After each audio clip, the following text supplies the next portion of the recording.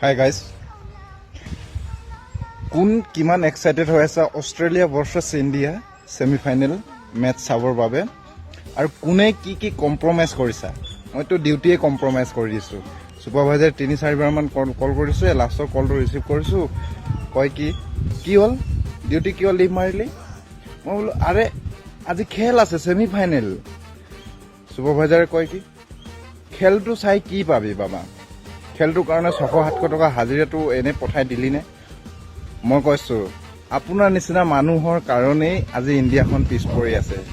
নিয়মমতেতো আজি government of দিব, ছুটি দিব লাগে, য'ত নেকি 11-12জন প্লেয়াৰে খেল খেলি গোটেই ইণ্ডিয়াখনক ৰিপ্ৰেজেণ্ট কৰি আছে।